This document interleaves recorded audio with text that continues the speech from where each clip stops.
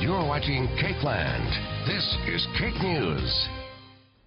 Good morning, everyone. It's 8 o'clock, and we start with breaking news this morning. It's a story we brought to you on Good Morning Kansas in our 6 o'clock hour. A national manhunt comes to an end with a bloody shootout in Arizona. Investigators believe that the suspect who killed a police officer 2 days before Christmas has died. The suspect was killed in an overnight shootout while attempting to rob a bank in Phoenix. They have not named the suspect, but he was wanted for killing the police officer in Mississippi and robbing a bank in Atlanta on December 23rd. We'll continue to bring you updates on this developing story on Cake News and on Cake.com. Now let's head over to meteorologist Blake Smith for your look at your weather today. Blake? Hey, good morning, Annette. Yeah, it's starting off very chilly outside. It feels like 1 degree right now in Wichita, 0 for a feel-like temperature over in Hutchinson, and it feels like 4 below in Salina, 6 below at this hour is what it feels like when you step outside in Goodland. The reason for that, we have very gusty winds out of the north. We had a cold front come through overnight, and that's going to bring in cold air from the north later on today, so temperatures not moving all that much through the afternoon. We are seeing a few flurries as well, mainly across western Kansas.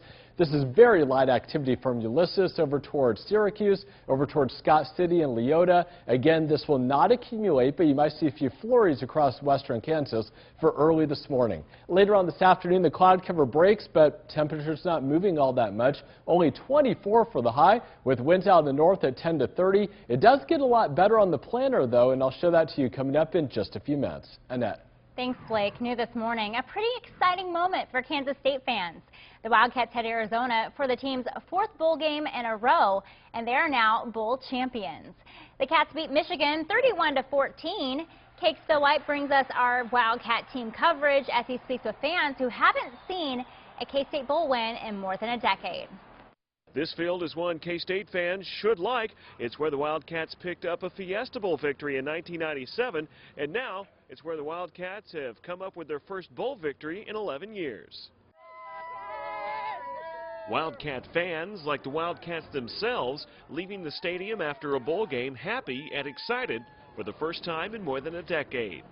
K-State's 31-14 win over Michigan was a long time coming. It feels good to win. It's been 10 years and we won. This is an awesome win. I had a great time. Bill Snyder did it again. If anyone deserves to watch a bowl victory, it's K-State fans, well known for their dedication. We left Lawrence, Kansas at 9:30 in the morning. We pulled in the Tempe Best Western at 4:30 in the morning.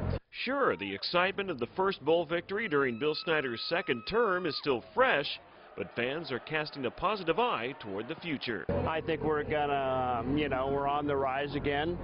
Great for Snyder, and go Cats. Hopefully next time around it's win a BCS bowl game. Fans and players say this bowl victory gives the team momentum going into next season.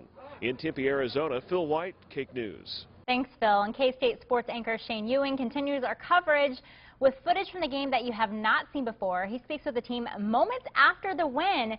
We'll hear from them later in this show. New this morning, Kansas Highway Patrol investigating a semi-truck accident near 135 and 77th Street North. Investigators reported to the scene before midnight. They tell us that a semi-truck and a vehicle were involved in the accident. A person was taken to the hospital with serious injuries. We are expecting more details on the investigation later today. A man arrested following a road rage incident Saturday. It started in the 600 block of North Rock Road when 2 men saw another man point a handgun at them after a traffic incident. They reported it to 911, and soon after, police spotted the vehicle involved in Park City. After finding a gun inside, the driver was taken into custody for aggravated assault. We're learning new details about a deadly crash we reported to you yesterday on Good Morning Kansas. That crash happened on I-135, and the man killed in that crash has been identified as 27-year-old Jeffrey Eli of Lawrence. It happened just after 2 a.m. Saturday on I-135, just south of Newton. Highway Patrol troopers say Eli's SUV was stopped in the right lane of the highway when it was hit by a passing semi-truck. A semi, which was northbound, struck the rear end of the Tahoe, and causing both vehicles to go in the ditch. Troopers say Eli was ejected from his Tahoe before it burst into flames. He was pronounced dead at the scene. The driver of the semi was not seriously injured. One day after 2 Salina parents are arrested for the murder of a baby boy, people are taking action to help other children. This is the 3rd baby death in Salina attributed to abuse in the last 2 years. In this morning's big story, KAKE's Jason Tarr tracking what some in the community are doing to keep it from happening again.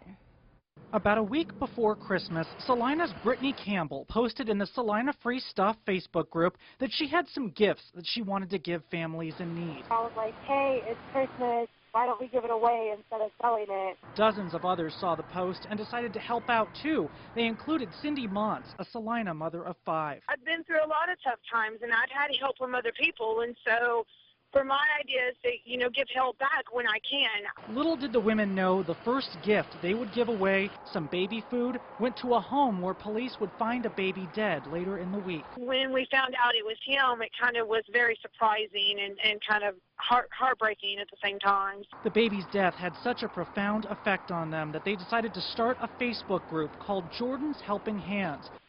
It just seemed like the best way to preserve his memory.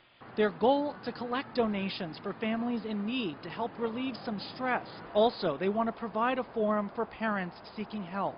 Anybody that needs to just talk or just needs a break, no questions asked.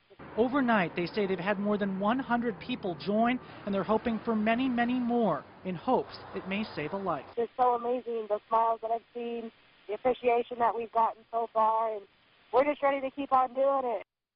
The Facebook group plans to fundraise on Valentine's Day. For more information on Jordan's Helping Hands, go to KAKE.com, and you'll find that story on our homepage.